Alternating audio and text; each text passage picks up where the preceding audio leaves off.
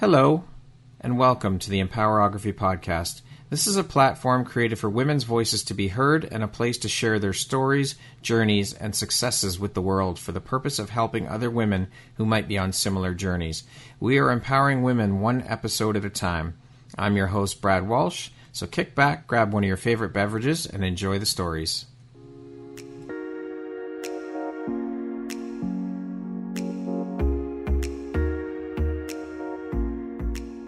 Have you always dreamed about becoming a best-selling author? Well, I can make that dream come true for you if you're interested in writing a chapter for my next compilation book, Transforming Pain into Purpose, Triumphant Tales of Empowerment. If you're interested in learning more about writing and contributing to this compilation book, I'll put my contact info in the show notes. Please feel free to send me a DM on Facebook, or you can reach out to me through Instagram to learn more about this incredible opportunity to become an international best-selling author. Hello there, Brad Walsh here, your host of the Empowerography Podcast. Today, my guest is Elda Lopez. She is an author of the book, The Infidelity Factor, Points to Ponder Before You Cheat. Also, an advocate for infidelity prevention. Welcome, Elda. Thank you so much for taking the time to be here with me today. I'm excited to have you on and jump into all the things Elda. Thanks, Brad. It's been a long time coming, but we got it down now, so yay. Yes. We have had a few rehearsals, we'll call them, dress rehearsals. Instead of failures, we'll call them dress rehearsals. Thank you. I like that. Yeah. So I'm very happy to be here with you today. So thank you for being here. How are you doing today?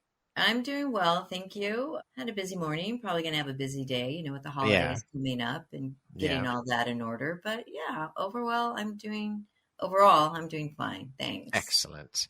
Well, let's jump right in then, Elda. So as I mentioned, you're the author of the book titled The Infidelity Factor, Points to Ponder Before You Cheat. You are an advocate for infidelity prevention. Can you tell us a little bit more about your book and when you wrote the book? Yes, I wrote the book, funny you should ask, almost 10 years ago. Wow. So I'm doing a 10-year celebration soon, and I'm doing a book relaunch with a new cover and tweaked the content somewhat, but because the content is pretty much always relevant, it hasn't veered too much from the original content. And I have a reflection page over what's happened in the last 10 years. But yes, I'm an advocate for infidelity prevention. I think it's important. Infidelity, as we are witness to globally, it's in everyday life, all socioeconomic strata. There's no prejudice where it's concerned. It just hits where it hits, and it's becoming normalized, or it has been normalized for a while. And that's unfortunate. It's like a runaway train. And I know it will never be completely reined in. That's not my part in that system.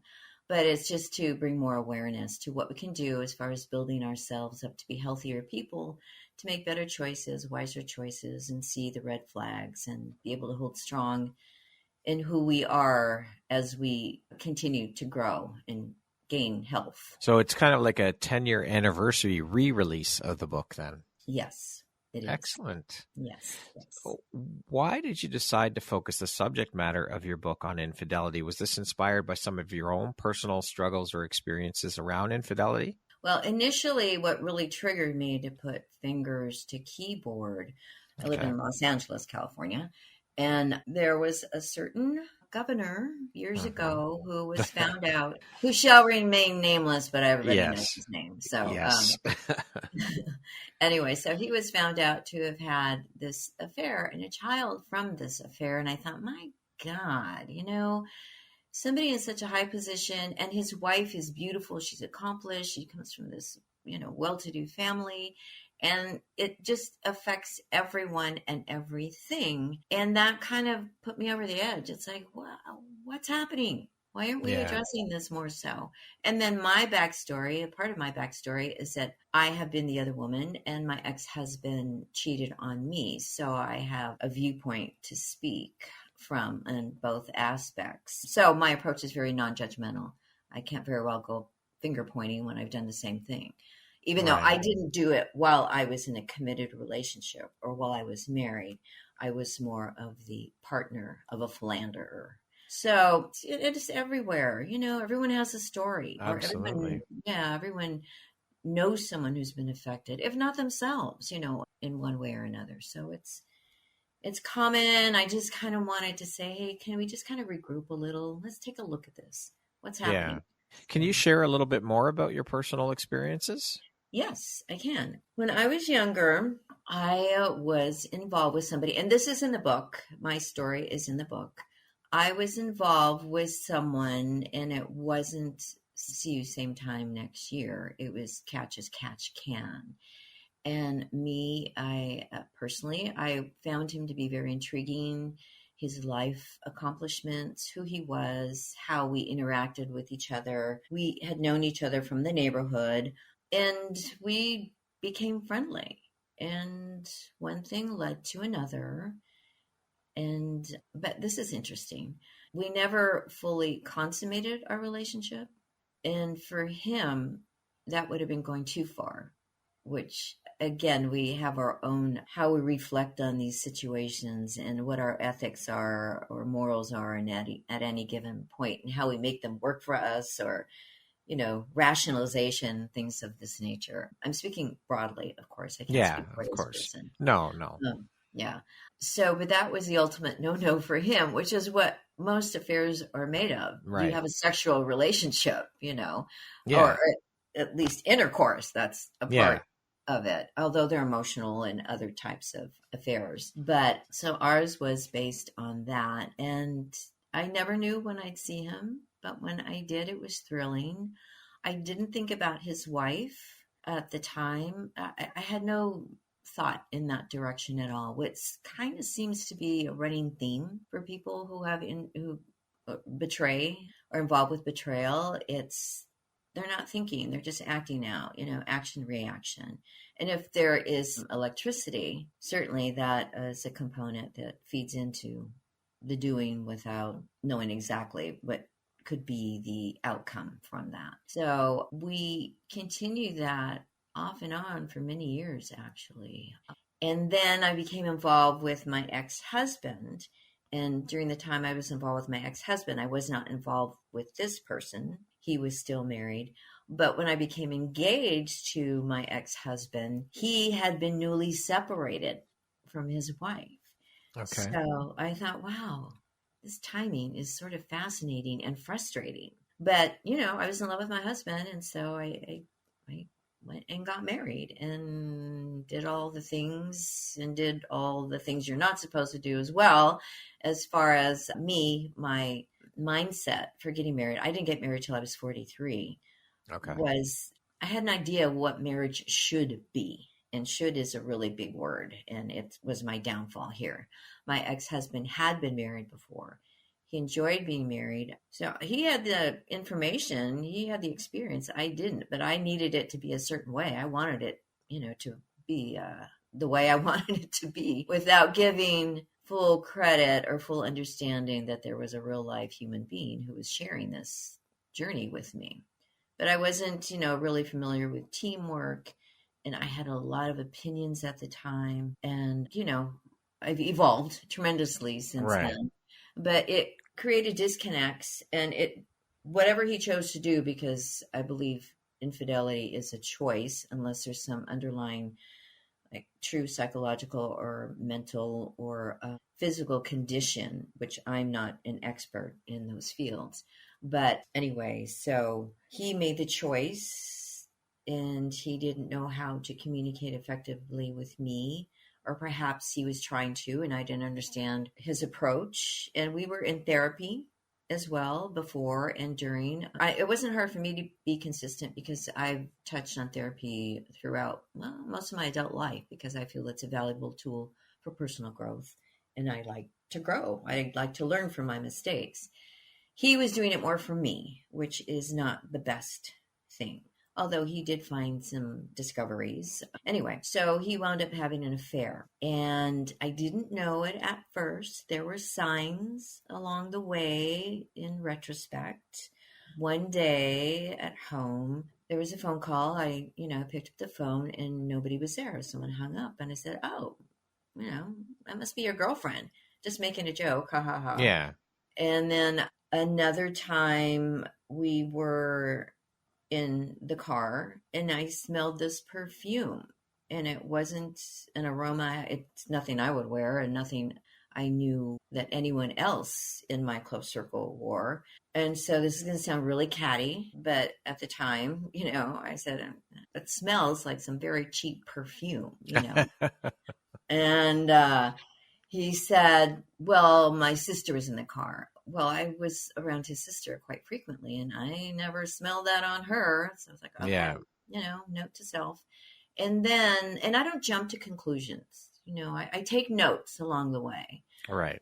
And then I consulted a psychic. I'm a person who uses all different resources. I don't live and die by anyone. I take from here and there. I don't live and die by anyone's opinion. So I take from here and there, and then whatever resonates with me, I use the good and move with that. Right. So I called this psychic, and she was referred to me. Like a minute in, she said, there's been an infidelity in your marriage. Wow. And I started laughing. I said, what? And she said, yes, there's been an infidelity in your marriage. Well, I just said, okay, it's not me. And I let it go, because there was nothing to discuss there. That wasn't why I was talking to her. It was about my husband's project that he had at the time. And I wanted to see how that was going to pan out. And so I let it be. I didn't question her anymore. Later on that day, I did have a therapist appointment. And I said it to the therapist. I said, I'm not taking this anywhere else. I just want it on the record. This is what the psychic said. And I didn't tell friends. I didn't tell family. I didn't even tell my ex-husband. I said nothing. And so as time went on, nor was I suspicious. Again, I take notes and I just kind of move through life with the information and see how things pan out. So he was really not happy in the marriage, and he said, I don't want this anymore.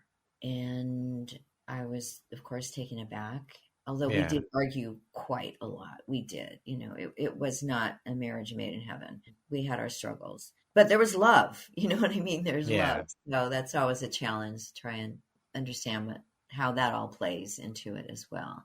So I chose to move out because sometimes I believe you need to literally move away in order to come back together, and breathing room and space and all that. So there was one point I was in the twilight sleep between waking and sleeping, and my intuition said he's having an affair.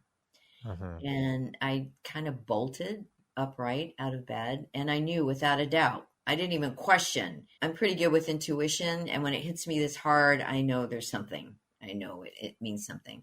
So I got on the phone. It was like 5 a.m. or something, and I reached his voicemail, and I just, stream of consciousness profanity is really what came out of my mouth.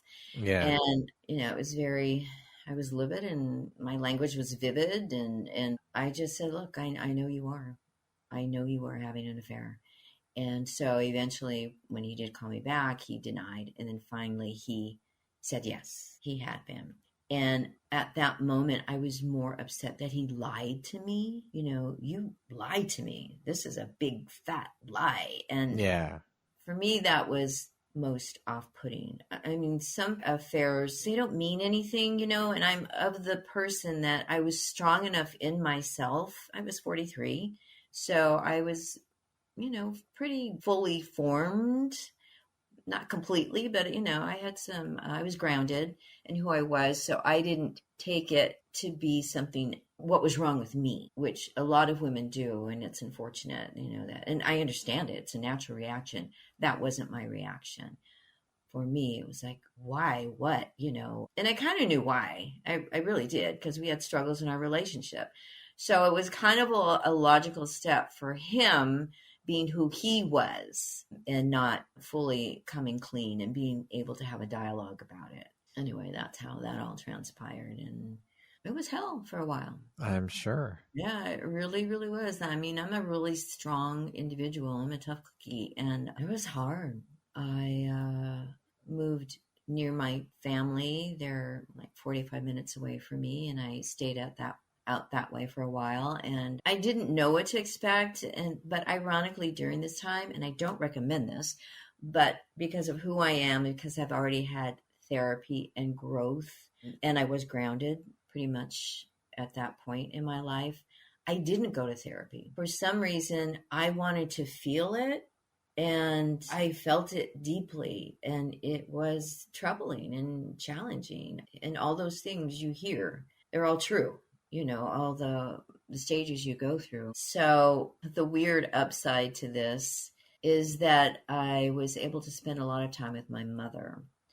And because of that, it was like mother and child again. Yeah. And at this point, I was probably 45 years old. And I'd moved out of the house when I was 17. So I've been pretty independent all my life. But I really needed my mom. My father had passed away years before. And I really needed my mom. And she was there. And she's awesome. My mother was just an awesome person. So I was able to spend time with her. And she's pretty much, my brother and sister live out there as well in Huntington Beach, California. And we're close. We all lived very close to each other. But I really want to spend time with my mom. And she passed away 2 years after. So I was thankful that I had that time, such a concentrated amount of time to spend with her. So in that regard, I almost have to thank my ex-husband for that.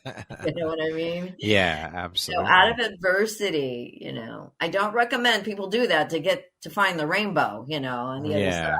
But it's interesting how that worked. And I'm thankful that it worked that way. But saying it was a challenge is putting it mildly. And I'm someone who is pretty strong. So for someone who didn't have the grounding that I had, it'll break you. It'll just break you. It'll damage you to your core. And it's terribly sad, that there's a way to alleviate that. And that's my purpose, And so these experiences for you then are, I'm assuming here, the inspiration behind you starting down the path of being an advocate for infidelity prevention. Exactly. Yeah, exactly. Even though my experience happened 7 years before I wrote the book, and it wasn't until, the governor did what he did, and it just blew me away. It's just everywhere on every level. And there's such hypocrisy, with it. And because it's a societal issue, it's a cultural issue, it's a religious issue, gender stereotype issue. And so all that feeds into, you have to present this part of yourself and just make it work no matter what. And life doesn't work that way. People don't work that way. I think innately as humans, we are given gifts that we aren't allowed to express because of a lot of what I just stated. And so that leads us down paths that we may become successful, but are we fully formed humans? Have we met our full potential? Which could lead to a greater joy overall. Of course, we're going to have, trials, tribulations, stops and starts, and question ourselves along the way. But if we're not allowed in the beginning, we're in our natural state to express ourselves, and whatever that means, then it creates all kinds of turmoil, oppression, suppression, repression, which creates, an offshoot is infidelity. What does that advocacy work around this topic look like for you? How do you approach the work you're doing around this now? Well, it's interesting. I don't really have to approach it. It approaches me. Okay. Once people find I have this book, they will come to me. People I don't even know. I mean, at book signings and things like that, I don't know them, but it's in a public setting and people still come to me and they want to just tell their story. And in private settings, people will come up to me and again want to tell their story. It's not so much they're seeking advice, but they want an ear, a non-judgmental ear. And I think it helps them to help themselves hear themselves. And then I will throw in some suggestions and guidance. And that's my part. Here's some building blocks. And do you see where maybe you could have looked at this differently. And this is only one side of the story. And there are always two sides to the story. And then there's the truth, Yes. 3 sides to every story. Exactly. So again, because I'm non-judgmental, I just give what I can from what I've heard, the story I've heard, and just try to lead someone in a healthier direction, whatever that means for them, for their circumstance. Interestingly enough, it's men who are talking. It's men who are sharing. Women just, they kind of, talk around it. They really don't want an ear. I don't understand that. I'm not quite sure what that's about.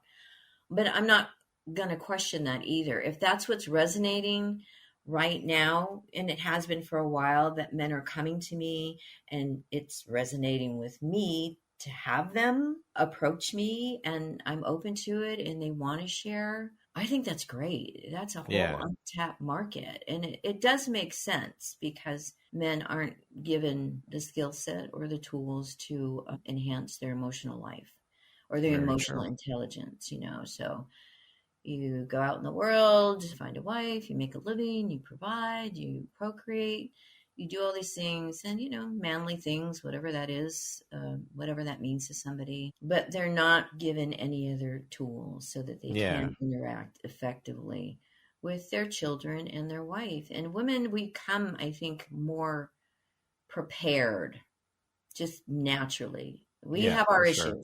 Trust me, but we have our issues without a doubt. And I'm not advocating that one gender is better than the other or more advanced than the other, but certainly there's a need for men to have an open forum and discuss their feelings and hopefully learn as they go along. So that's my next step with the book. Come spring, I want to do workshops specifically for men. And I belong to this mastermind group. And, we'd have breakout sessions. And I said specifically men, and there were mostly women in the group. And one of the women said, but you're eliminating 50% of possible clients. But that's not what's coming towards me. It's the men who are coming. So I'm going to go with what feels right and what is being brought to me.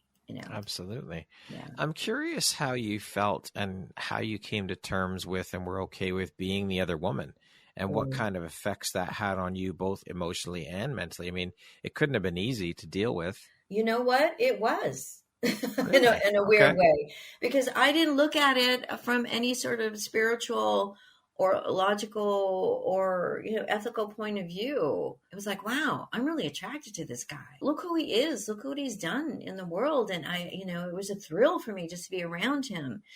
And that was more of the thrill than the physical, which is interesting now that I think about it.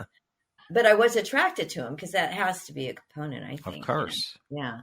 So I was just thrilled to be in his presence. And whenever I could be in his presence, I was still conducting my life apart from this person. I still would date and do other things and having a grand old time. And I would touch base with him here and there on my own. But if he happened to say, hey, well, I've got a minute here or something there, we never went to hotel rooms or anything like that.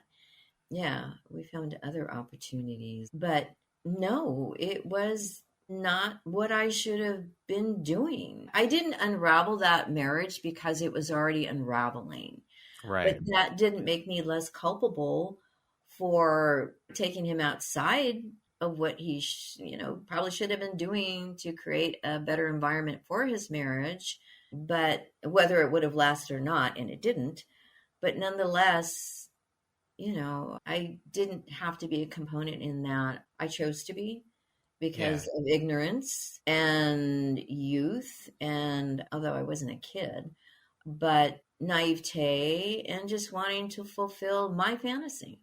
Yeah. But it's another interesting, my fantasy with him, not like, ooh, I want to go out and have an affair with somebody. Right. It was this man in particular.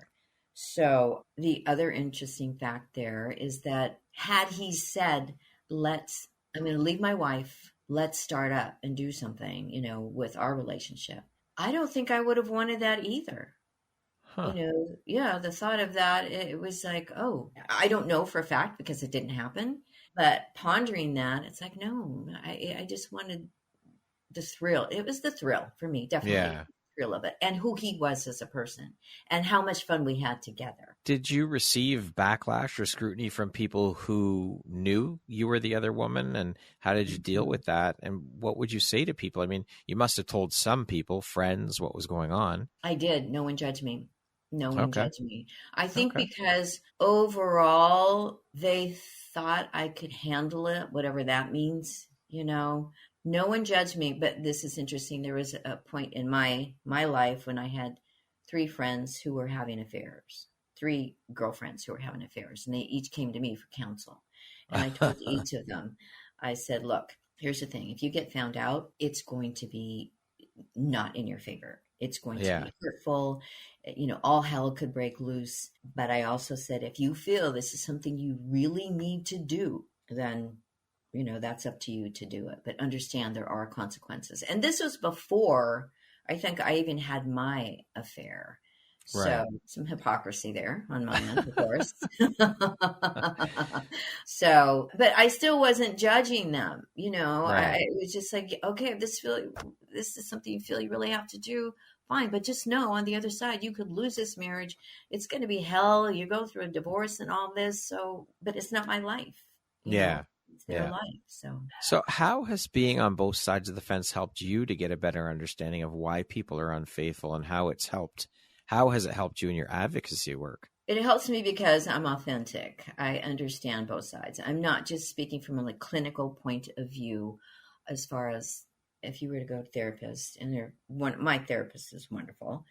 And there are plenty of wonderful therapists and books clinically written to help guide you through it. But if you haven't been through it, I mean, the advice is sound, it really is. But I think you have a little extra flavor if you bring authenticity to it, there's for sure an extra layer of truth. And then you have people who go the opposite, who are just very snarky and they're just bitter and hateful.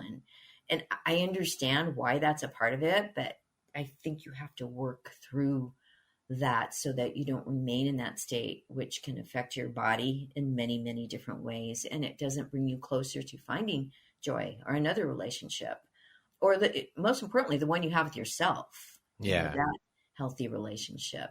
And then I find myself in this practical state of mind. Okay, it's in retrospect, it wasn't the brightest thing I could have done. We were never found out, by the way. It didn't affect his relationship one way or another as far as their marriage or their anything like that was concerned. I was like an outlet, respite and outlet, which is not a good way to look at yourself as an outlet, but I also reciprocated in that regard as well. So having both points of view, I get it now.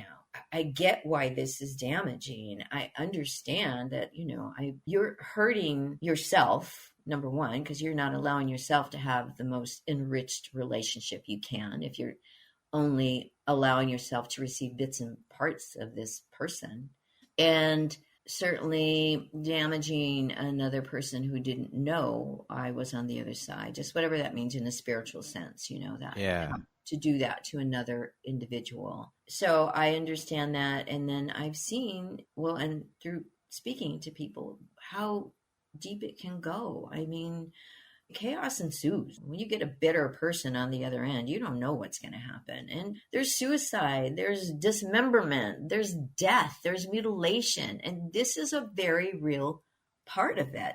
So the further I got into my research, I understood things more so. And then it made me more aware. Well, thankfully, I didn't have any of that in my experience or situation. But still, hey, it's not a good idea. Really not in anyone's best interest to do that. I mean, my motto is cheating is defeating. And the only reason it wouldn't be is if on the other side of it, you can look at it differently and learn from it. But that's not the majority. And I've spoken to a lot of therapists about this. And it's hard to gauge those people who do percentage-wise really elevate themselves and work towards a healthier relationship because there's a lot of secrecy involved with infidelity and their shame and guilt and all that, which I never felt, because it was like I was having this experience, this big, broad experience, and I needed to tell people, not to make my ex-husband look bad, but just like, this is happening to me. I'm being affected. This is what's going on. I needed to get my emotions and feelings out. So it just made me realize that it's not the best thing for anyone. And if you do get to the other side of it, there's still a tremendous amount of work. If you want to mend your marriage or your relationship, it's consistency. It's people laying everything on the table. It's accusations, it's anger, it's pain, resentment. I mean, things thrown at you, probably literally at some point, Yeah. They're angry, they do physical stuff. But it's being able to have that release, because you do need to release that. And have a professional or a spiritual advisor or a trusted friend being able to hear it neutrally, so they can unwind this tangled ball of disconnect and help people individually and help them as a couple, so they can understand each other, and if they choose to. But it's a long road, and it's a dedicated road. It's a consistent road, and there's going to be plenty of stops and starts, and it's just, it's its own animal. But when you get to the other side of it, you have a much more intimate, enriched relationship, the pot of gold at the end of a very stormy night, where a rainbow shows for a moment, and then, you may eventually get to that pot of gold. Yeah. It's a very difficult road, which is why I err on the side of prevention. You say that your goal is to lay new groundwork for progressive thought and action. No more cheat, defeat, and repeat. What does that mean, lay new groundwork for progressive thought and action? And how do you plan to do that for people? Well, it's sort of basic, but not. So the basic element is that take a look at yourself. Really take a progressive look at yourself. Who am I in the grand scheme of things in the world at large? Or who am I to my family, or to my kids, to my mate, just unto myself? What are my wants, needs, desires, non-negotiables? What can I compromise? What I can't? I mean, seriously, make a list of these things, and don't be afraid to put everything on that list, because the more clear you are with who you are, then it's easier to be more solid in your person, so that you could be more aware of what's coming at you as far as red flags are concerned, and what you feel won't work or will work. And it is, trial and error. We don't get it right first time out the gate, but most people, they go into relationships and it's all fun and new and fairy tale-ish, and it's the sex and the high of the infatuation, and we're going to build this life, and blah blah blah blah, and all the intentions are there. But if you really don't know yourself, and you're two people coming together who don't know themselves, and you're trying to work your way through it, it gets confusing, and resentments build, anger builds, intimacy is lacking, which creates a whole other whirlwind of emotions. So it's better to be solid and really courageous. Take a look in that mirror, sit down, look at yourself, and write who you are, or who you aspire to be, and how am I going to get there, and who do I want to bring along with me, should that be, part of the reality. So get clear with that, and don't be afraid to let that be known. Not in harsh ways, but, there's diplomacy in how we approach these things. And then sometimes you don't know your non-negotiables until you're inside of it. And then it's like, oh, okay, we need to have a discussion. So have a discussion, check in with each other too. Whenever it feels right, whenever someone needs to have a discussion, be able to have the freedom to say, hey, honey, can we sit down and talk? I want to talk, I want to discuss something, and do it in a neutral way. And this is what I've discovered just recently, as a matter of fact, the last couple of years, is listening with intent, actively listening without interrupting. And that's hard. Oh my God, that's the hardest thing. It is, because most people listen just to speak. Yeah. I mean, they're like, okay. But this is what I have to say. And that's ego getting in the way, because, what I have to say is much better, and it will solve this problem. Yeah, I'm guilty of that. When I felt I was, I'm just the big communicator. Oh, look at me communicating. Problem was I was communicating at my ex-husband, not with him. And there's a huge difference. The same thing with listening and listening without interrupting. That's key, because that's where you find out what's really happening. Because sometimes we already have preconceived notion of what's going to come out of that person's mouth and how you're going to reply and how this is going to work out according to your terms because you think you've got the right answer. Well, if we don't give the partner a chance to really dig deep and allow them to speak, however long it takes, that's where the knowledge can be truly gained and the aha moment. For sure. Yeah. And sure. Oh, now I get it. Shoot, I didn't see that before. Yeah. And coming out of that on the other side is that, for our life at large, we have rules and regulations. We have things that keep us in place, laws that keep us in place that are to help create civility and all that stuff. But we have these laws for speeding tickets, you get ticketed, you get fined, or you do the time. Well, I think for offenses, for infidelity, any party who's aware of what's happening, I think there should be a fine, a monetary fine, because we can slap people on the wrist, we can exile them here and there, or get excommunicated from churches or things of that nature. And all that, it does play a role, but are you really learning from that, or are you going to just continue to have the cycle repeat itself? And so I'm thinking if there was something more that was imposed, and strictly a monetary fine, like the first offense, it's like, okay, X amount of money, you were caught with your pants down or whatever, and now this is what you have to do. But along with that fine, 6 months mandatory counseling, so that there's something that will back that up, and hopefully awareness will come from that, and both parties can have their say, whether they choose to stay together or not. But still, hopefully, this would be a building block towards understanding themselves, their actions, and their reactions to their environment, and just some education, get people educated so that they have a basic understanding. And even more so, that would be my best case scenario, so that they can be better in their lives, just for themselves, if nothing else, for just sure. for themselves. Yeah. So it must be a really tough uphill battle for the work that you're doing in today's day and age, where it seems like marriage and relationships aren't treated with the same respect anymore. It's like these things aren't sacred as they once were. It's almost like it's easier for people to just walk away as opposed to putting in the work to try and repair things. I mean, you also have the external forces like websites and things like Ashley Madison, which almost seem like they encourage or celebrate infidelity, which is absolutely nuts to me. But so how do you accomplish your mission with things like this stacked against you? When I first had the idea to write this book, people thought I was nuts. What are you, crazy? That's a big subject.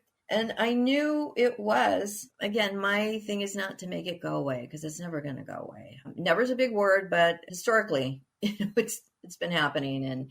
And because we can't get to every single person on the planet, not every person is willing to listen as far as what it means to be a healthy individual, so you can have healthier relationships. And because of religion, societal conditioning, cultural impacts, familial interactions. So it's difficult for people to break away from those norms.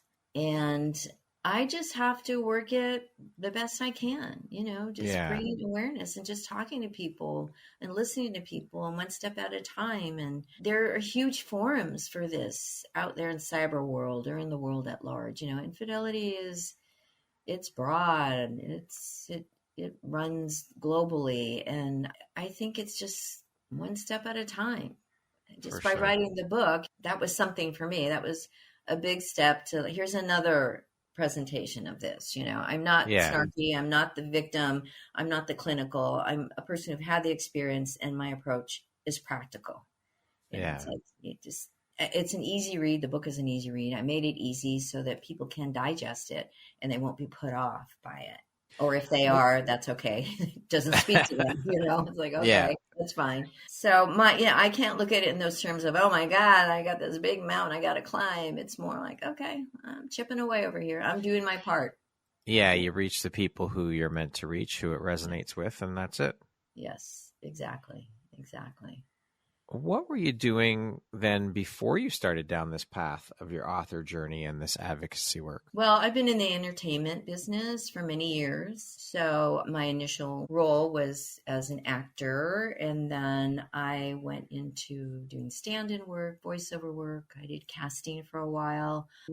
I'm now a dialogue coach on a television show. But when I went through my period of separation, I chose a different mantle. I went into underserved communities. I taught language arts, and I needed to step away. I'm not quite sure why. I think because my head was a little boggled by everything, and I didn't think I'd be able to do my best work within the business. And it requires energy, entertainment business requires energy. So not that language arts doesn't, but I was with students, one-on-one with students. And so it was a different sort of energy, Okay. Yeah.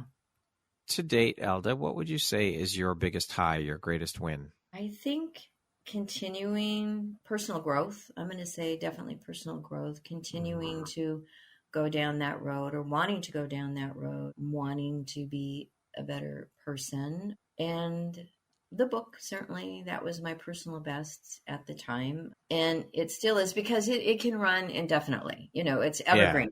Yeah. That book is evergreen. Yeah. For good or bad, it's evergreen. For sure. So the fact that my words of prevention will exist until the book does, that's a coup for me. Even if, for whatever reason, I wind up pulling back from it, at least my words are out there. It's still being generated. Prevention and healthy relationship building. What would you say is one of the most important things you've learned in your life? And what was your life like before learning it? And what was your life like after you learned it? Well, I used to be very self-righteous, very opinionated. That only goes so far. And it takes a lot of energy to keep trying to promote your opinion as being the right one, and you get a lot of feedback, which isn't necessarily in your best interest. It's not always met with enthusiasm for good reason. So when I figured out that, hey, instead of being self-righteous, just be self-aware. That's all you have to do, is just be self-aware, build on that.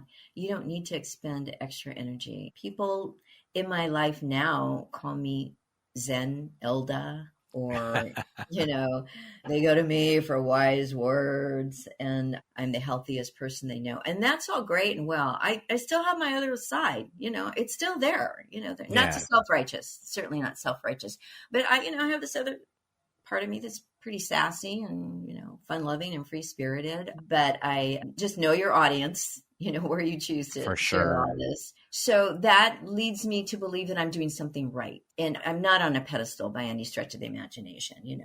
I struggle and stumble and all that. But I'm very happy that I managed to get to this place where I am. And I'm secure in being able to say no to people, or choosing my battles. I choose my battles so wisely, and not getting sucked up into other people's negative energy or their drama or the gossip and all this.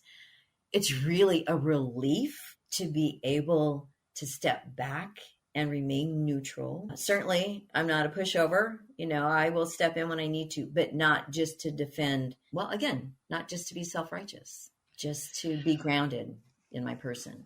From self-righteousness to self-awareness. There's the next title for your book. I like it. I'm going to write that down. There you go. Elda, what is one of the best pieces of advice you've ever received? Things aren't being done to you, they're being done for you. And it's not advice, it's something I heard and I may be misquoting, but it makes so much sense to me if you believe in that sort of philosophy, which I do. So when things get rough, and they get hectic, I'm calling in all the gods and the heavens or whomever is listening, I'm like, what the heck? Can you please explain to me what's happening here? My parents are both deceased and I'm shouting out to them like, hello, a little help, Yeah, help me over here. I'm over here. I need your help. A little direction, please. Yeah. So I think that understanding, that I have the strength to get through the things I've been through. People have been through much worse. And I'm not just talking about infidelity, but, we all have our struggles in life and pain.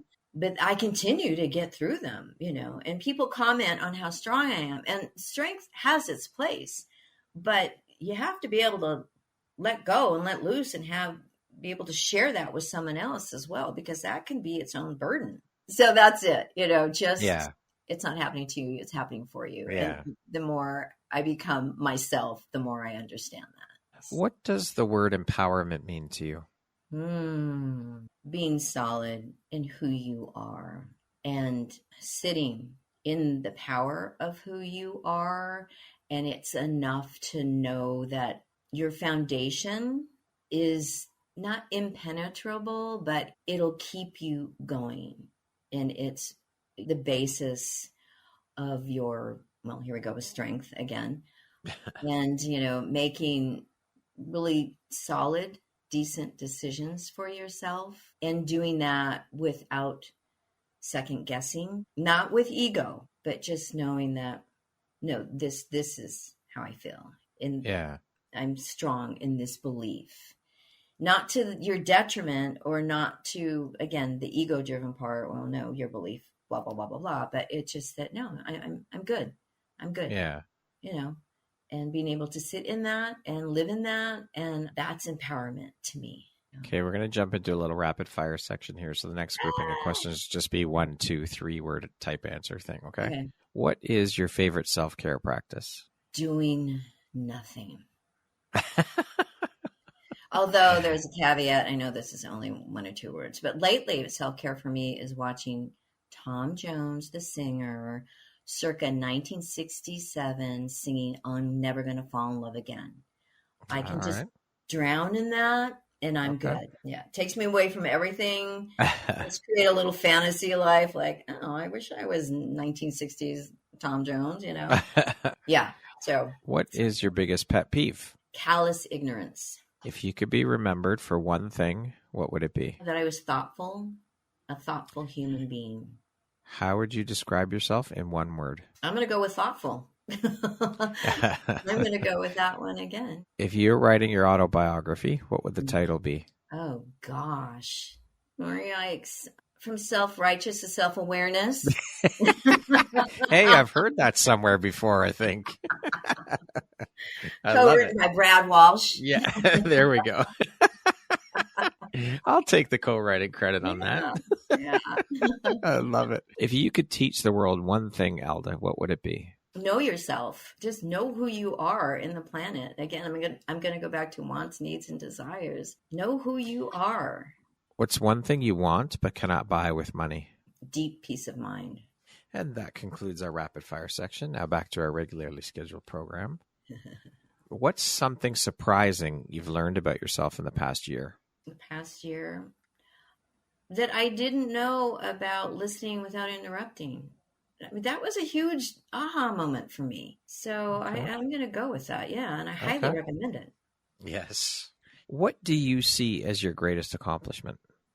Being an example to others of what is possible on many levels, where what I do in the world at large, and that I do it with conviction and that I do it with passion and not a lot of fear, not a lot of fear. I'm cautious because I'm a female on the planet. So, I take that in consideration, but I don't look at the negatives or I don't look at the fear factor of things, but I certainly weigh things out. So If you had the opportunity to sit down and have a 1-hour conversation with one woman, any woman in the world, who would it be and why? It would be my mother. Because, we have our parents in our lives and we don't really know who they are. And my mom, she did reveal bits and pieces of herself, which was always funny and always enlightening and always evoked, Mom, I don't need to hear that, But I would love to sit with her and like, what were your dreams as a child?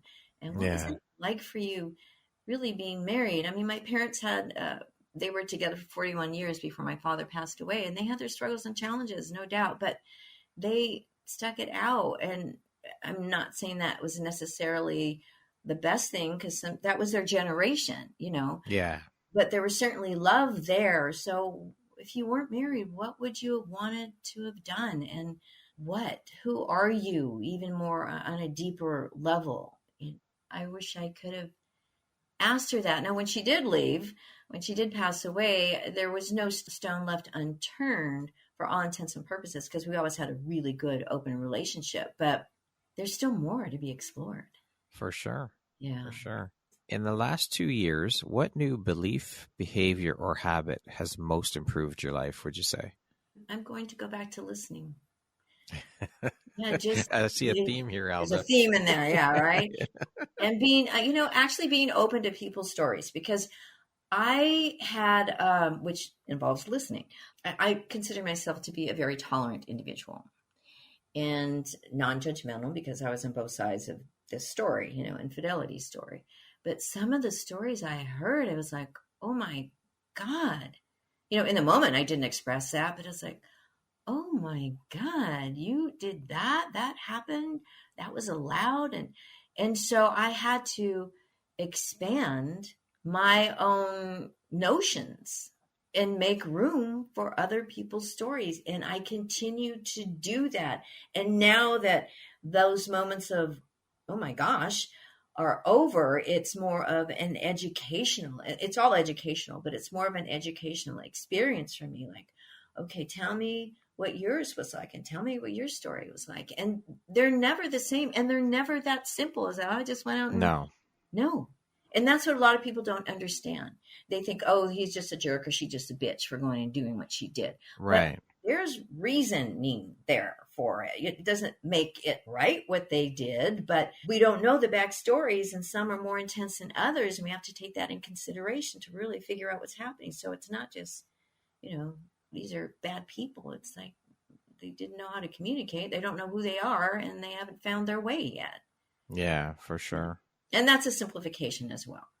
If you could go back and give your younger self one piece of advice, what would that piece of advice be? Take more opportunities. And I really took opportunities because I went out into the world independent as a female, as a woman of color in an industry, number one, that was a welcoming industry, but it still wasn't, I'm talking about entertainment industry. Yeah. But there wasn't a lot of room for people of color back then. But nonetheless, I made my way and it took opportunities. And I was having so much fun along the way that I didn't take the opportunities I probably should have. And again, should is a big word, but that I feel would have possibly taken me down another path had I given it more thought. So these days, well, it's been a while since I've had the philosophy of take more opportunities, say yes to everything that you can, because then self-doubt and fear come into play. Like, no, I can't do that. I'm not ready for that. And there are times when you innately know, like, no, I'm really not ready for that. And other times it's just giving yourself an extra push, like, okay, all right. Like initially, Brad, you and I were supposed to talk at 6 a.m. my time. Yeah. That was huge for me. And I have to say, you were ready to go. We just ran into issues where it didn't happen. So sometimes, yes, it is pushing past that fear or those self-limitations. Yeah. And sure. I knew that this was a little learning curve for me, and that why not do it? I don't want to do it that early in the morning, but okay, this is what's happening. So it's something that simple and seemingly so small, but those little bits, they wind up to being big chunks of I can do and I will for do. Sure. For sure. What you got, I will take it. Absolutely. Lastly, Elda, if you were to deliver your last 30-second speech to the world, your corner of the world, your tribe, your people, what would that last 30 seconds sound like? What words of wisdom would you impart? So am I leaving the planet? Am I dying? Or am I... Oh, okay. I'm really leaving the planet here. Yeah, like just words of wisdom that you've collected along the way through your life and you want to leave for other people to learn from. Okay. Your people, your tribe. Right. Well, first, I would thank the world at large and the people in my life, for the opportunities to participate on a daily basis. I'm thankful for the lessons learned through happenstance or personally or through, my many blunders that hopefully you do learn lessons from. I've appreciated the beauty of the people in my life and the landscapes around me and what I've been able to accomplish with my time on the planet. And I reveled in the joy and love and felt the depths of pain and sorrow. And I have to be thankful, I guess, for all of that because it creates who we are as much as we don't want to go through pain. Nobody wants to go through pain, but I understand it. And, life is beautiful and messy. And I wish people in my tribe to find the balance of both in their life, of the beautiful and the messy, and to keep willing themselves to continue to go down the path of striving and thriving. And I know that sounds trite, but I do mean that. And to make healthy choices and, eventually your life will thank you and it'll be more enriched and fulfilled. And I think that's it. Beautiful. Well, I wish everyone love and happiness and all that. But I also know that life experience is so valuable and learn from your life experience. Oh, please. Yeah.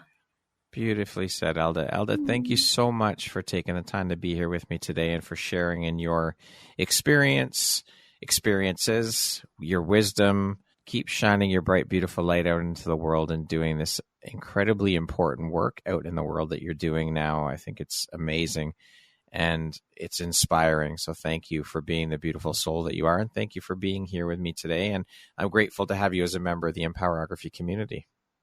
Well, I thank you, Brad, and I wish you well in your endeavors. It's a beautiful endeavor, and I appreciate what you're bringing to the table. And, thank you for your kind words. And it's been a pleasure speaking with you. I'm so glad it finally happened, right? Yes. I don't know what that means.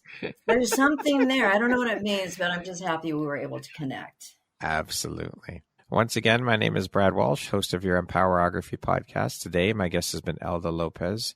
She is the author of the book entitled The Infidelity Factor, Points to Ponder Before You Cheat. She is also an advocate for infidelity prevention. Thank you so much, Elda. I hope you have an amazing and beautiful remainder of your day. Thank you. Bye.